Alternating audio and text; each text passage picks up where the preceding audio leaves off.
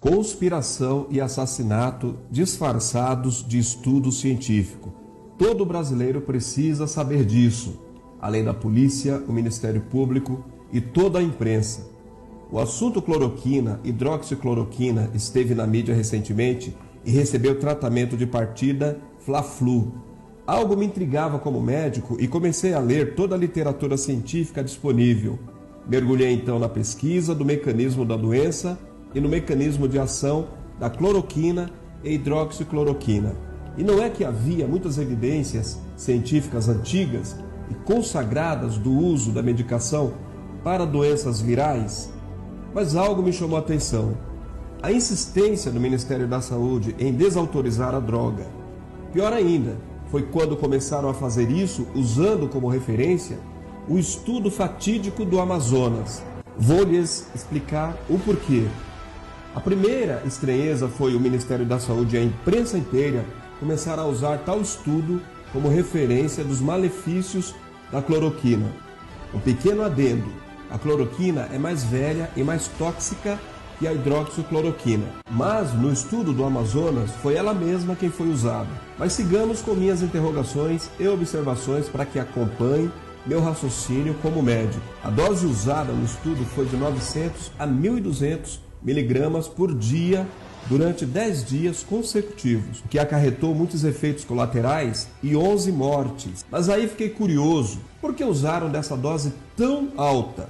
Como o CONEP autorizou um estudo como esse com dose tão alta? Aí começam as grandes surpresas e constatações. Me acompanhe. Deixe-me explicar aos leigos. Quando usamos a cloroquina, por exemplo, para a malária, mesmo nas formas graves, o protocolo é de 4 comprimidos de 150 mg, 600 mg no total, nos 3 primeiros dias, e depois baixamos as doses. Nunca usamos uma dose tão alta e nem sustentada. O tratamento dura em geral 14 dias com doses que vão baixando de 300 mg a 150 mg nos próximos dias. Pois bem, fiquei intrigado com a loucura de um estudo com este desenho, autorizado pelo Conselho de Ética em Pesquisa, e li o artigo que fora publicado no dia 7 de abril deste ano.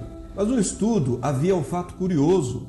Qual não foi a minha surpresa ao constatar que o número do CONEP citado no estudo era inexistente. Dei print na tela. Pois bem, não fui eu quem percebeu isso, outros perceberam. E houve uma veiculação de reportagem no UOL, onde o médico afirmava que aquele estudo sequer tinha autorização para ser realizado. Qual não foi a minha surpresa ao perceber que mais gente tinha visto o que vi. Entretanto, comecei a ficar realmente intrigado quando soube quem havia entrado em contato com o UOL, como era citado na reportagem, e dizia que o número do CONEP existia sim, que aquilo era um engano. Pois bem, nada mais nada menos que a assessoria de comunicação do Ministério da Saúde, sob o comando de Henrique Mandetta. Mas algo me deixou mais perplexo ainda. O número do CONEP era da data posterior à publicação do estudo. Para quem não entende o que isso significa, vou explicar. Você nunca pode começar a fazer experiências com humanos sem uma autorização do CONEP, onde já se viu o número de autorização do estudo com data posterior à sua publicação. Aí fiquei ainda mais perplexo. Seria possível? Já não podia crer na intencionalidade de atos tão vis. Queria acreditar que tudo não passava de um engano, de um estudo mal sucedido. Mas minha mente e minha intuição me apontavam as evidências de um crime. Fiquei curioso e pensativo. Se eu fosse o cientista do estudo, seria o primeiro a correr para me defender. Se eu fosse o CONEP, seria o primeiro a dizer: não houve autorização do órgão competente para esse assassinato, a não ser que... Mas espera aí, por que foi a assessoria de comunicação do Ministério da Saúde quem ligou para o UOL para dizer que havia sim um número no CONEP e acabou por oferecer a prova de uma tentativa de encobrir um absurdo desse? Alto lá! Quem é a assessoria de comunicação do Ministério da Saúde?